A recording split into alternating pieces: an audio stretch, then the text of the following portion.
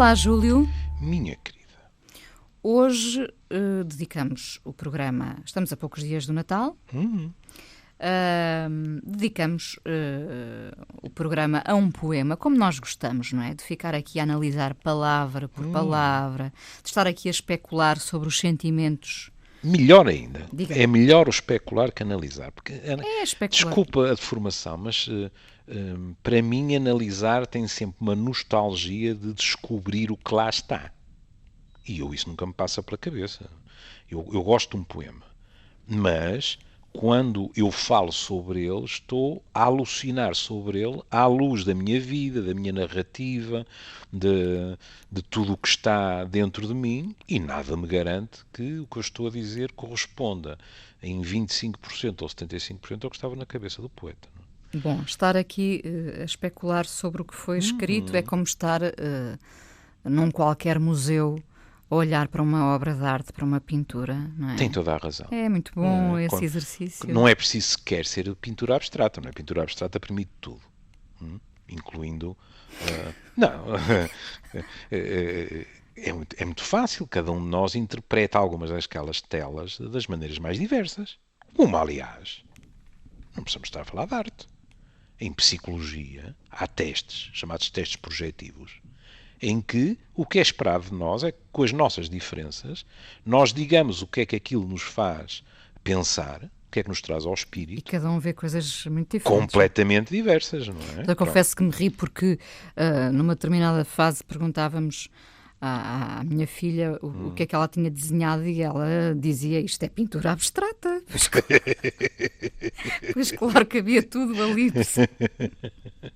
Eu isso lembro sempre uma velha história da minha juventude, não é? Que era o tipo que apresentava a tela em branco e por baixo dizia prado e vaca. E uma senhora dizia: mas a tela está em branco. E o tipo dizia: pois a vaca veio, comeu a velha e foi-se embora. Mas sabe, falando nisso, eu não sou o único a ter sentido esse efeito, na minha opinião, esmagador. E eu ia dizer humilhante, não sei se pode empregar uma fórmula destas. Humilhante no bom sentido. Não é humilhante, é que nos obriga à humildade, o que não é a mesma coisa. A primeira vez, porque nós somos bichos preconceituosos, a primeira vez que eu fui ao Museu de Picasso em Barcelona, dei comigo, claro que também tem a ver com a minha ignorância, como é óbvio. Eu agora podia argumentar em meu favor, eu era relativamente jovem, não interessa, já tinha idade para não pensar isso. Mas eu dei comigo a dizer assim: ai, que curioso, o homem era um grande pintor das maneiras que eu entendo. Como compreende? Isto é um pensamento muito perverso, porque traz à trela o quê? Estes tipos que pintam estas coisas abstratas, que não se percebe bem, e depois sai daqui uma cabeça e dali não sei o quê e tal, será que eles sabem pintar da forma clássica? Ou entraram logo por este estilo? Quiçá até, eu lembro de ficar impressionadíssimo, uma vez vi um americano num documentário, quem pintava não era ele, era o macaco que ele tinha. E o macaco atirava... E depois, como é evidente, como nós também temos um medo terrível de passar por ignorantes, o tipo estava a dar aquela entrevista porque divertia-se à grande e à francesa com as pessoas que olhavam para as obras e diziam que aquilo era extraordinário e tal, e o tipo depois explicava que não era ele, que era o macaco. E realmente, num museu como o de Barcelona, de Picasso, a Inês chega lá, conhece-o? Não conheço, Pronto, a Inês chega lá e diz: mas como é que um puto de 18 ou 19 podia pintar assim? E de vez em quando, se estiver com a orelha afiada, à medida que vai passando pelas salas e vai começando a chegar às fases mais tardias de Picasso, que no fundo é o que nós conhecemos com mais frequência, não é raro ouvir uma outra pessoa resmungar mais valia ter continuado a pintar como pintava com menos de 10 anos. Porquê? Porque, para quem não tem formação em arte moderna, ou pura e simplesmente não gosta, é quase uma dor de alma. Ver, então o homem conseguia pintar de um modo, num estilo clássico, desta maneira, e pôs-se a fazer aquelas coisas que ninguém entende. E depois um outro preconceito, que é, nós temos de vez em quando a noção que, porque não entendemos aquela pintura, que aquilo é facílimo de fazer. Que é um bocado como um macaco, é tirar para lá as tintas e acabou. A Inês, quando vê os esquiços, os esboços, tudo o que levou à elaboração de Guernica, a Inês diz, mas que trabalheiro infernal que este homem teve. Claro. Bom, mas os santos ignorantes como eu, pelo menos na sua juventude, olhavam para aquilo e diziam, bem, o tipo chegou aqui, misturou as cores, fez uns riscos e está no ir. Next. Não, não. As coisas não são assim tão simples. Por exemplo, a Inês chega ao Museu do Picasso e vê uma coisa deliciosa, que é o Picasso, como diz um amigo meu, a esquartejar as meninas do Velázquez. Ele pegou nas meninas do Velázquez e fez, já não me lembro, 40 e tal estudos, em que é muito curioso observar a reação das pessoas nessa sala. Porque há pessoas que ficam completamente fascinadas de como este homem meteu um quadro no trapézio e virou, não do avesso, mas 35 avessos. Mas há outras pessoas em que a Inês surpreende um movimento de recuo que, na minha opinião, transmite uma sensação de isto é uma heresia. Como é que se pode pegar num quadro como as meninas e estrafegá-lo? E pronto, quer dizer, acho que ninguém tem que se sentir culpado por experimentar uma ou outra das reações. Isso também tem muito a ver com a preparação. É por isso que é completamente diverso fazer, para quem não tem formação em arte, como é óbvio, fazer uma visita sozinho ou fazer uma visita com um guia, ou no mínimo, não é, com um daqueles audio guides, ou lá como é que aquilo se chama. Sim. Porque na realidade há muitas explicações que nos mostram tudo o que nós perdemos numa observação individual de ignorante na matéria. Tão simples como isso. De qualquer forma, se conseguíssemos, bom era mantermos todos a cabeça bem aberta, não é? Para não estranhar o que não conhecemos. Pois, mas é isso difícil, claro. É difícil. Aliás, nós esta semana falaremos de uma outra vertente que mostra isso, não é? O que vem de fora e o que nos é estranho, com muita frequência a nossa primeira reação é recusar. Ou pelo menos encolhermos-nos e pôr as garras de fora. É, por defesa, não é? É.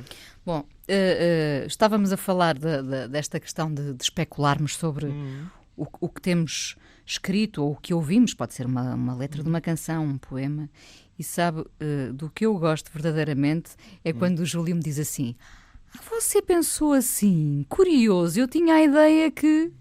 Ou seja, quando concluímos que... tínhamos pensado numa coisa completamente oposta, não é? Exato. E que fantasiamos a associação do outro. Isso é maravilhoso. Não é? Ou seja... Porque dá vários sentidos à mesma obra. Mais. Perante um determinado verso, eu daquilo que a conheço, penso assim, se calhar a Inesita vai nesta direção assim.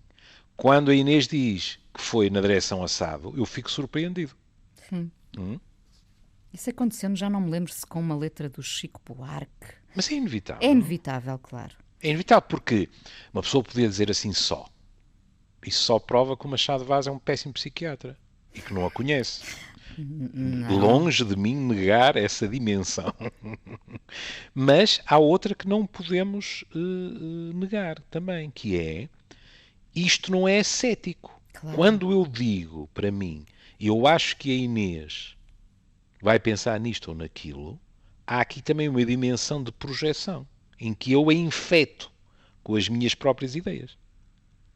E, portanto, Felizmente, não é felizmente. rigorosamente o que a Inês vai pensar, é o que a imagem que eu tenho da Inês na minha cabeça pensaria. E nada como a surpresa, não é verdade? Isso é evidente, não é? Quando eu, por exemplo, estou a especular sobre um romance de amor, uns versos de amor, e a Inês diz de lá, isto, na minha opinião, são versos sobre gastronomia, Para pronto, é mim é sempre uma sempre surpresa. sobre gastronomia, é sempre. Bom, Bom, por alguma coisa, a psicanálise diz que a nossa primeira fase é a fase oral. claro, Portanto, e nós não começamos a mamar, exato. então a boquinha está no início de tudo. De tudo, De tudo. sim. Bom, Até da má língua. que seria de nós sem ela, não é? Da má língua, da língua da sogra, Não, da... não fique sem resposta, se calhar até já falámos disso. Há trabalhos de antropologia muito bonitos e também muito engraçados sobre a importância da má língua no estabelecimento de laços sociais. une. Une, quando Pois, nós dizemos claro, mal de alguém, claro. não é? Isto estabelece uma cumplicidade. Fazemos pontes no escárnio. Exatamente, É, exatamente. claro, claro. As cantigas de escárnio e mal dizer. Mal dizer, sim, Não é? sim. Pois. Ó Júlio, o Diga. Júlio escolheu hoje um poema de Mário Dionísio para ser lido mais tarde, Exato. que se chama Para Ser Lido Mais Tarde, mas que vai ser lido agora, bocadinho a bocadinho, como gostamos de fazer aqui no Amoré. Quer começar?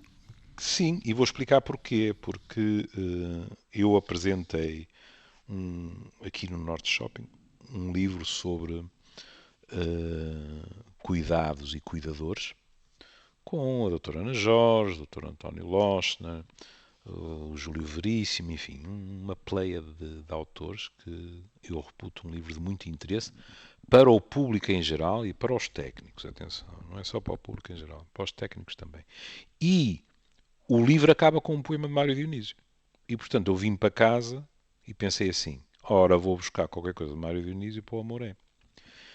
E escolhi este, que se intitula Para Ser Lido Mais Tarde, e que reza assim.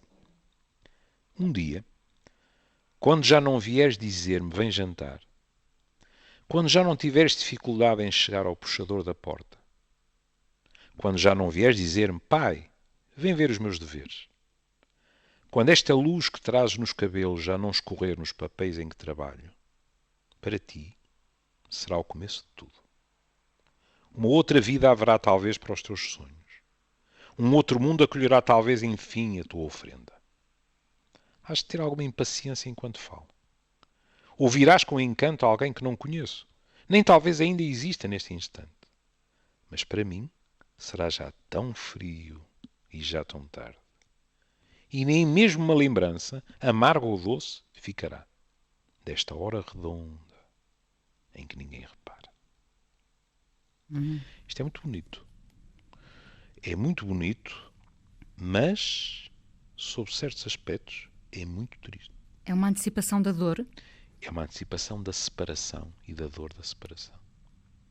E é a antecipação de o crescimento significar, e a autonomia significar necessariamente um corte e uma espécie de traição afetiva.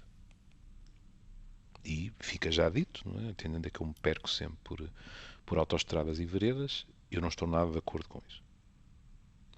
Repara, em abstrato, se calhar houve momentos da minha vida em que eu, se tivesse talento, era capaz de ter escrito este poema, porque era assim que eu me sentia. Hein? Estou a falar como técnico. O caminho para a autonomia, para as nossas vidas quando crescemos, etc., não tem que ser necessariamente, não deve ser, e pode não ser, um abandono dos mais velhos, nomeadamente dos nossos pais, e não tem que ser, digamos assim, uma troca de, empregando a palavra de Freud, de objetos amados por outros objetos amados. Pode perfeitamente haver uma coexistência pacífica. Porque, no fundo, o que é que aqui temos? Veja. Desde logo, para ser lido mais tarde, é um título maroto. Porque isto é para ser lido mais tarde por quem? Ele está, obviamente, a dirigir-se a um filho ou uma filha. Não é? Sim, sem dúvida. Não é? Já não Já não vies vies dizer dizer-me pai, vai ver os meus Os meus deveres, sim. tal. Pronto. Para ser lido mais tarde, por ele mesmo, não há novidade nenhuma. Porque, no fundo, ele já acha que o que vai acontecer é isto. Portanto, fica a desconfiança de que quem lerá isto mais tarde é o filho ou a filha. E é muito curioso porque eu tomei nota em frente ao título e disse assim, e escrevi assim, disse assim para mim e escrevi, este título tem uma tonalidade agressiva. Porque no fundo é dizer assim, mais tarde tu vais ler o que é que aconteceu entre nós. O que eu senti no fundo que tu me fizeste. Que foi trocar. E eu vou-te explicar como eram as coisas quando tudo corria bem. Chamo-lhe a atenção para este verso magnífico, o penúltimo. Desta hora redonda. Este redonda aqui é muito bonito, porque não é uma palavra expectável. Podia estar feliz, qualquer coisa assim. Mas não. O adjetivo escolhido foi redonda para dizer esta hora preenchida. Perfeita, se quiser. Em que ninguém repara, que pode ser lido como epá, então ninguém liga nenhuma a isto, mas a sensação com que se fica é que quem está a escrever isto está-se nas tintas para que os outros reparem ou não reparem. É a hora deles. Estão em duo. E estão bem. Pronto. Se esta criança, quando adulta, for ler isto, e se tiver dado, se tiver acontecido aquilo que o pai previu quando escreveu, é muito provável que se sinta culpada. Não é?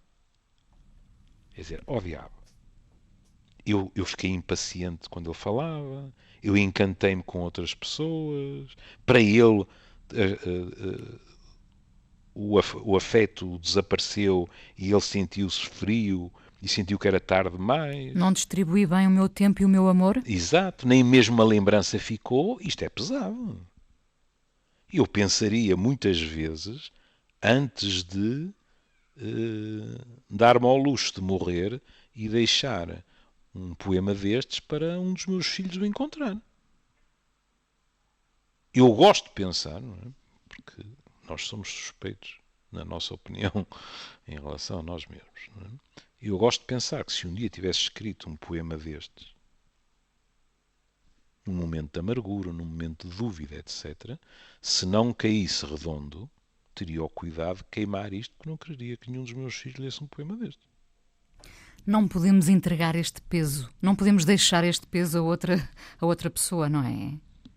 Eu acho que não. Acho que temos o dever de não o fazer. Eu acho que não. Sobretudo, mas aqui eu estou influenciado pelo ponto de partida que lhe assinalei. É que eu acho que isto descreve uma visão do futuro e do futuro da relação de um pai com o filho ou com a filha, que é uma visão, não estou a dizer que isto não aconteça, mas estou a dizer que é uma visão, quando ainda nada aconteceu, que é pessimista. Este filho pode ter zarpado e ficado ao mesmo tempo. Porque não é preciso estar sempre ao pé de nós para que continue a amar-nos. Uma desconfiança com que se fica deste poema é, se calhar para este pai, o ideal era que este filho ou esta filha nunca encontrasse ninguém. Ficasse sempre com ele. O que, diga-se de passagem, encontramos por aí pelas esquinas. Gente que, verdadeiramente, de uma forma inconsciente, não deixa, ou tenta não deixar os filhos crescerem. Claro que o conta-quilómetros, o bilhete de identidade vai correndo, mas não interessa. Diria que a maior parte das vezes é conscientemente. Não. Não. Diria que a maior parte das vezes é inconsciente. Diria até que muitas dessas pessoas, porque a minha profissão obriga-me a isso, quando você acaba por salientar que se está a cortar as asas de um filho ou de uma filha, a pessoa fica ofendida. E olha para nós e diz: eu seria incapaz de fazer isso.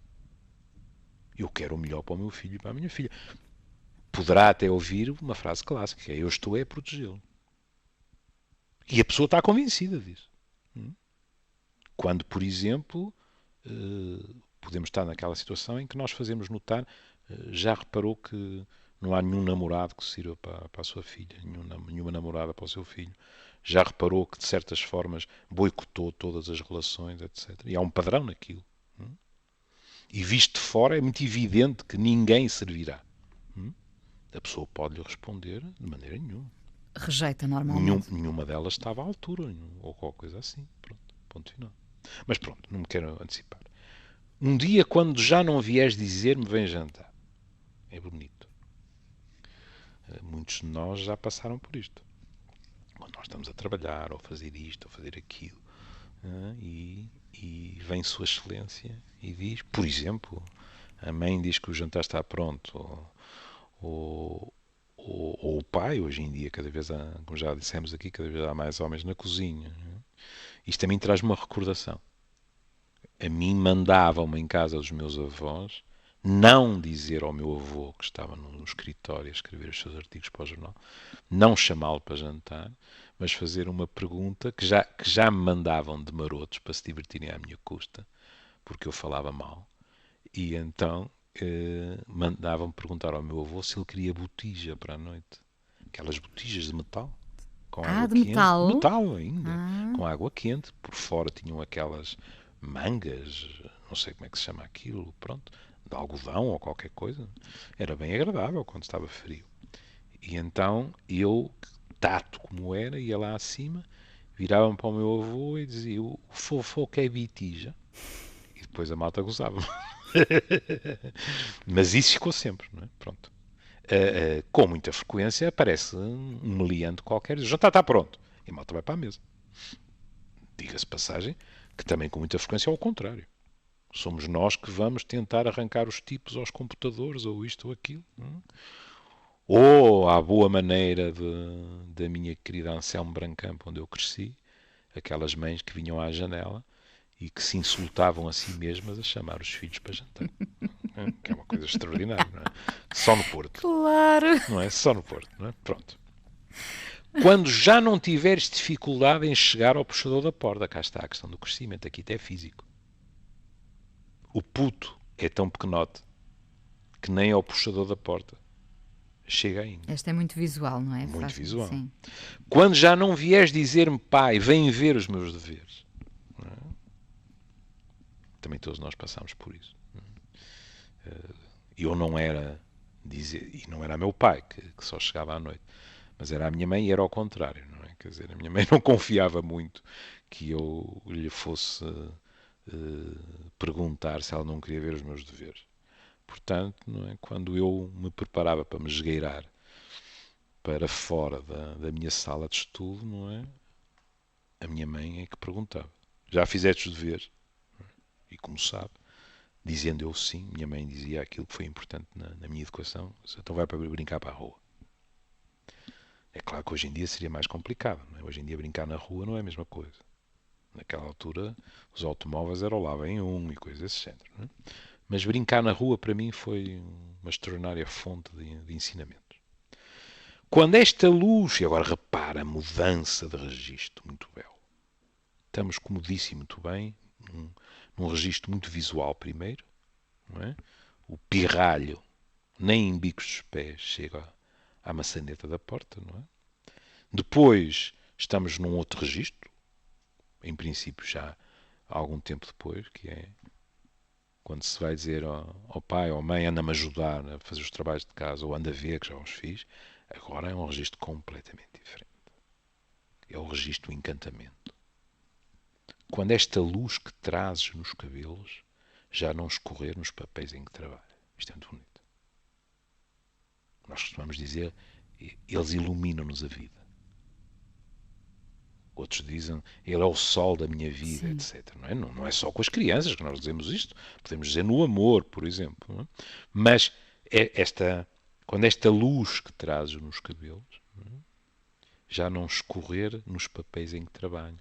Ou seja, entre aspas, a mera presença da criança ilumina tudo.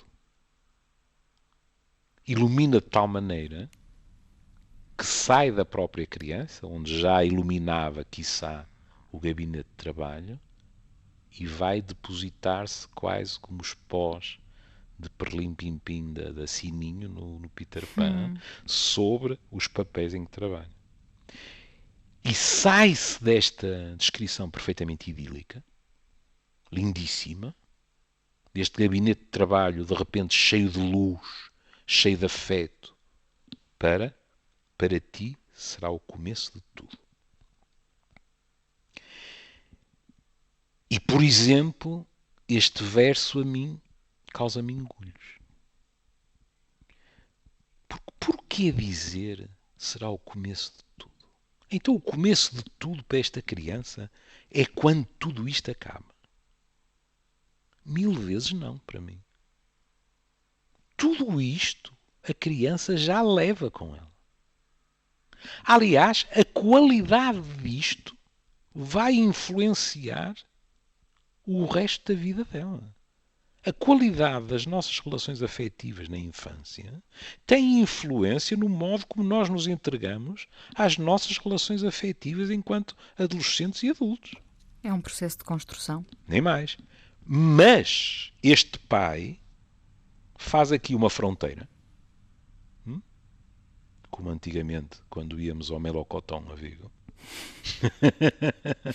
E eu tinha que ir pedir a licença militar para provar que não estava já convocado para ir para a tropa. Faz aqui uma fronteira e diz assim, no fundo o que está a dizer é, isto era o paraíso. E depois isto acaba e para ti é o começo de tudo. É uma fronteira artificial. Mas é assim que é sentido por este pai, que está tão nostálgico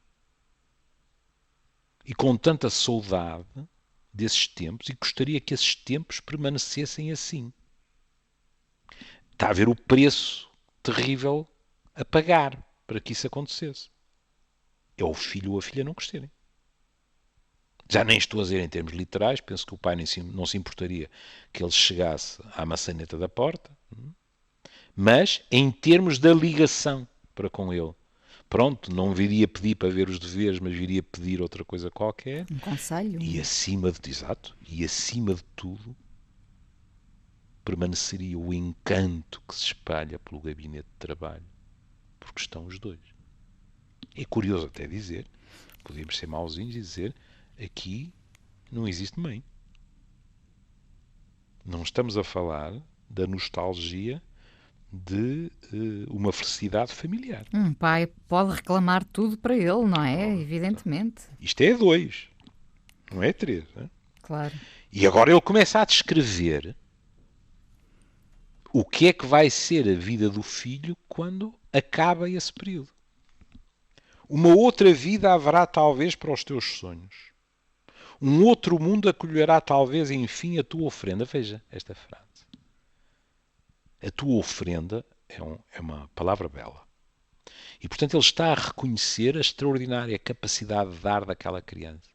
A dádiva que a mera existência daquela criança é. É por causa. Uma criança que ao entrar ilumina a vida de quem está a trabalhar é evidentemente ela própria, só por si, uma ofrenda. E ele vai dizer, um outro mundo acolherá talvez, enfim, a tua ofrenda. Pelo menos mete o talvez, mas é a sensação de vais-te dar a um outro mundo, que não ao meu. Hás de ter alguma impaciência enquanto falta, a ver? O relacionamento paradisíaco termina e, agora, é assim, aqui tem ele razão, então não tem. Algum adolescente cresce sem de vez em quando ficar impaciente com o que o pai lhe diz ou a mãe lhe diz? Eu nunca encontrei nenhum. Não é? Seria até anormal, se podemos Nem dizer. mais. Minha querida, de vez em quando pode ouvir os psis dizerem que ficam preocupados com as crianças e os adolescentes, para quem tudo é bestial, que não se revoltam contra nada, que não discordam de nada, parecem verdadeiras fotocópias dos pais, etc. Isso, não raro, o que traduz é uma enorme repressão, digamos assim, daquilo que é a diferença dentro daquele adolescente ou daquela criança. Os nossos filhos não são fotocópias nossas, felizmente. Mas nós às vezes queremos muito que sejam, não é? Ou então que sejam livres desde que a liberdade deles vá pelos mesmos caminhos que as nossas, não é? Que é a mesma coisa. Nós aqui falamos de quando em vez na questão nas ligações heterossexuais, quando os homens são todos para a frentex e acham que as mulheres têm que ter exatamente a mesma liberdade que os homens. Desde que não a exerçam de maneiras que eles não gostam. Não é? Exato. Assim é fácil. É a mesma coisa que eu também chamar os meus filhos e dizer, meninos, é assim, eu confio perfeitamente em vocês e, portanto, vocês não precisam pedir autorização para nada. Façam o que quiserem. Mas depois, se eles fazem qualquer coisa em que o querer deles não é semelhante ao meu, lá vou eu fazer marcha atrás. É por isso que de vez em quando aparecem umas pessoas marotas, não é? A perverter o pensamento de Santo Agostinho quando ele disse ama e faz o que quiseres. Que as pessoas praticamente promovem Santo Agostinho ao inventor do amor livre ou qualquer coisa. Não era bem essa a intenção. Não era. Pois, claro que não. Quer dizer, agora deixe-me ser um bocadinho mau. Não estou a dizer que Santo Agostinho, numa longa fase da sua vida, não possa ter sido um precursor do amor livre. Agora, em termos de teorias dele, isso seguramente não. Ouvirás com encanto alguém que não conheço. E aqui há duas dimensões. É porque é bastante ambígua esta frase, não é? Ouvirás com encanto alguém que não conheço. Podemos sublinhar o fim, não é? E dizer assim, alguém que eu não conheço. E isto até pode traduzir preocupação, não é? Sei lá. Por quem é que vais ser influenciado? Não é? Por quem é que tu vais encantar? Pois. Isso te leva para maus caminhos. Pode ser paixão, pode ser admiração. Exato. Claro. Mas a primeira parte também, na minha opinião, traduz ciúme. Que é, agora ouves-me a mim. Nós, durante algum tempo, na vida dos nossos filhos, somos omnipotentes, Inês. Somos deuses. Mandamos. Somos grandes. Somos praticamente os únicos adultos com quem eles convivem de um modo cotidiano e muito estreito. E aqui é ele a dizer, vais-te encantar por outra pessoa. E não é nada que o encha de entusiasmo. Não é? É a posse e o ciúme, de facto. Não é? Nem talvez ainda exista neste instante. Pronto, quer dizer, a pessoa que no fundo é temida e que não se tem pressa nenhuma que apareça, se calhar ainda nem existe neste instante. Mas é inevitável. Mas é inevitável. Aqui podíamos ter uma interpretação literal e pensar assim, ele se calhar está a pôr a hipótese que o filho ou a filha vai namorar ou apaixonar-se por alguém bem mais novo. Ainda não nasceu. Mas não é a interpretação mais provável. É alguém que verdadeiramente ainda não apareceu. E agora, veja que isto é muito pesado. Que é, mas mesmo ainda não existindo, repare nisto, mesmo ainda não existindo, mas para mim será já tão frio e já tão tarde. Frio é o sentido que este aconchego que existe entre nós vai desaparecer. Esta lareira privativa vai se apagar. Não porque eu não esteja ansioso por continuar a alimentá-la com achas, eventualmente com pinhas também, para meter no meio, Ou aqueles produtos. Não é? Eu em Cantelães tenho um produto branco, não sei como é, mas que um tipo mete lá no meio, não é? E aquilo arde para pôr a madeira a arder com mais facilidade. Não porque eu não esteja disponível, mas porque tu é que já não estás. Tu já não estás a alimentar essa fogueira. E para mim já será tão tarde. É quase como dizer, já não há retorno. Acabou. E depois isto é quase espetar a faca ainda mais. E nem mesmo uma lembrança, amargo ou doce, ficará desta hora redonda. E aqui é muito curioso. Porque, em teoria, sendo a hora tão redonda, só deveria poder ficar uma lembrança doce. E, no entanto, Mário Dionísio escreve amarga ou doce. Ou seja, na minha opinião, é levar a frase até às consequências últimas. É dizer, ao menos, não faria sentido nenhum, atendendo ao que se passa entre nós. Mas ao menos que houvesse uma lembrança, mesmo que fosse amarga, ressentida. Deixa espaço para ambas, não é? Não é? Importante era tê-la, importante era tê-la. Exatamente isso. Fosse qual fosse, abre parênteses, eu acho que só podia ser boa, pelo menos do meu lado, tenho a certeza. Mas da tua, pronto, do teu lado, não sei. Mas que se dane. Pelo menos que exista. É o que nós às vezes dizemos nas relações amorosas, não é? Que me odeie, mas não me esqueça. É muito mais o esquecimento que nós tememos. Enquanto ele nos odeia ou ela nos odeia, continuamos a preencher-lhe o espírito. Tememos a indiferença, não Nem é? mais, Não há nada pior. Nem mais. Como sabe, eu nunca mudo de exemplos que sou muito preguiçoso, não é? Mas quer dizer, nós podemos estar muito tristes porque o outro nos abandonou, mas quando nos vêm dizer que ele diz se o apanho numa rua atropelo, mesmo que seja fora da passadeira, nós vamos para casa a dizer, caramba, quem odeia assim não esqueceu. E aqui, amargo ou doce. Agora, como eu dizia, desta hora redonda, pronto, é uma formulação bela, em que ninguém repara. E eu tenho enormes dúvidas que quem escreve isto estivesse interessado que alguém reparasse. Porque isto é uma hora nossa. Aliás...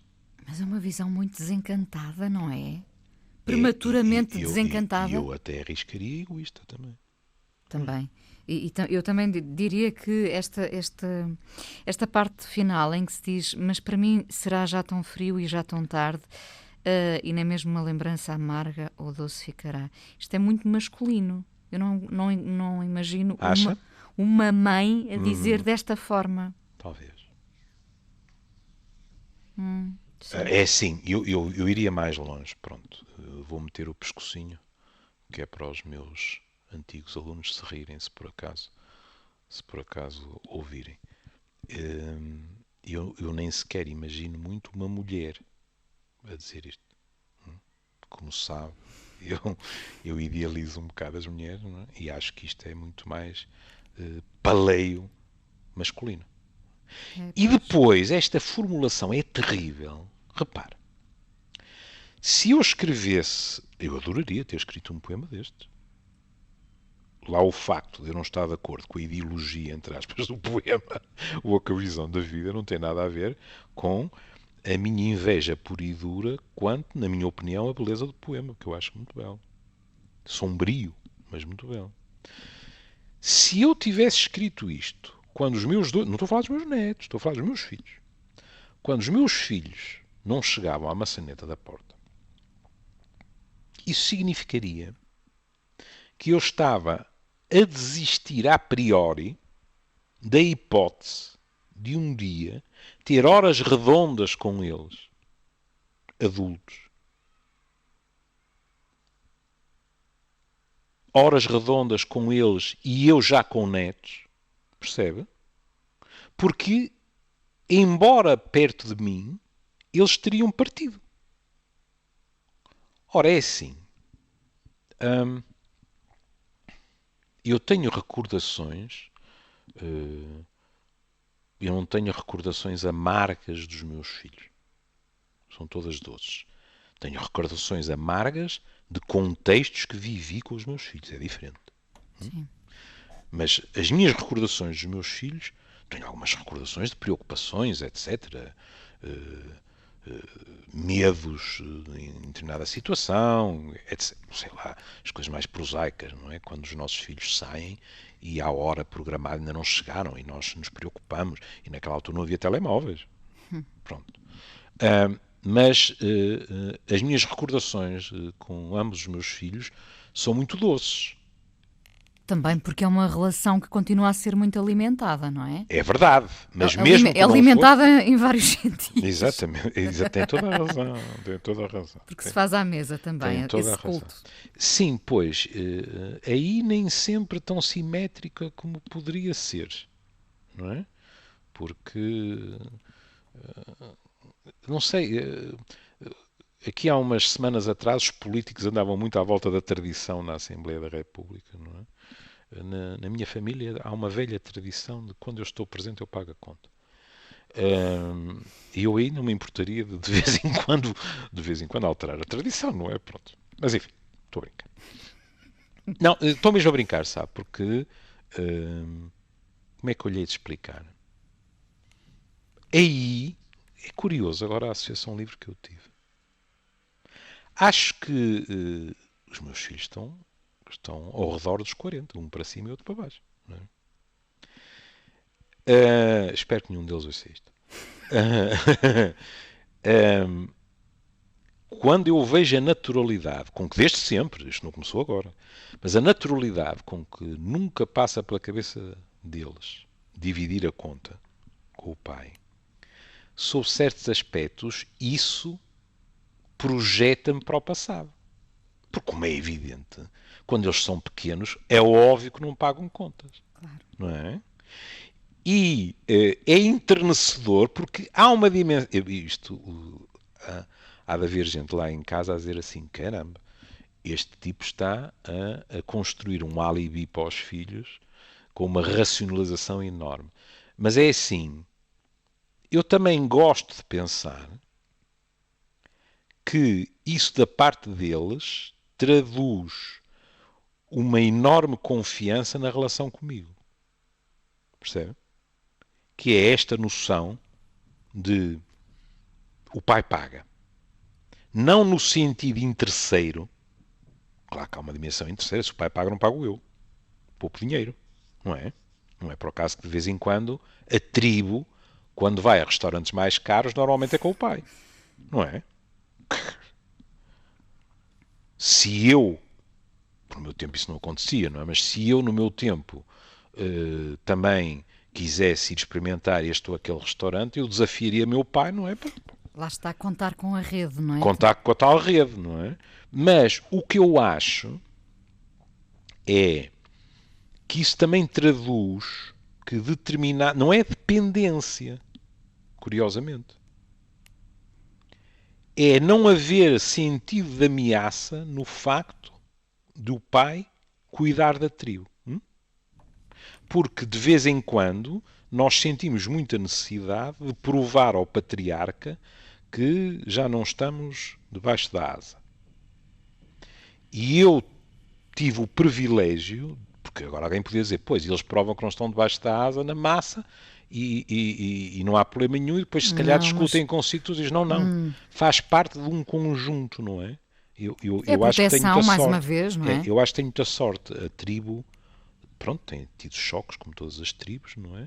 Mas a tribo, no fundamental, que é nenhum de nós ter dúvida do que o liga aos outros e do que o liga aos outros a si mesmo, isto é o fundamental, é a relação de confiança, isso nunca foi abalado. Agora, estava eu a dizer, Estamos mesmo a terminar. pronto, se eu tivesse essa visão, ou eu estava muito surpreendido agora, a dizer, olha, a vida foi muito diferente do que eu tinha pensado, ou então corria até o risco de ter estragado o que se pode ter mais tarde, naquilo que costumamos chamar uma self-fulfilling prophecy, ou seja, porque eu achava que eles se afastavam inevitavelmente de mim, eu dava comigo a alimentar esse afastamento. Ora, de um modo diferente, eu tenho hoje momentos tão cheios com os meus filhos e com os meus netos, digamos assim, como aqueles que tive na infância e na adolescência dos meus filhos. São diferentes? Claro que são. Sob certos aspectos até são mais ricos. Por exemplo, o meu filho mais velho é casado. E eu não senti isso como uma perda, senti até de uma maneira um bocado interesseira. Pensei assim, olha, eu gostava de ter tido uma filha e agora tenho.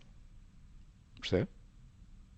E, portanto, voltando ao poema, eu acho, agora isto não tem nada a ver com o que é que terá sido a vida de Mário Dionísio em termos do que ele sentiu. Não é? Isto é um poema, ponto. Mas uma postura destas é uma postura de risco, porque há um tal pessimismo quanto à relação futura que quem prevê um afastamento destes depois pode começar a descobrir sinais dele onde não existem. Percebe? Provavelmente não vai nutrir esse amor, não o vai alimentar, não vai... Não é? E vai descobrir provas de desamor onde elas não existem. Exato. É o tal self-fulfilling prophecy. Suponhamos, daqui a 15 anos, a Inês, numa frase completamente anódina da sua ganapa, dizer, pronto, cá está.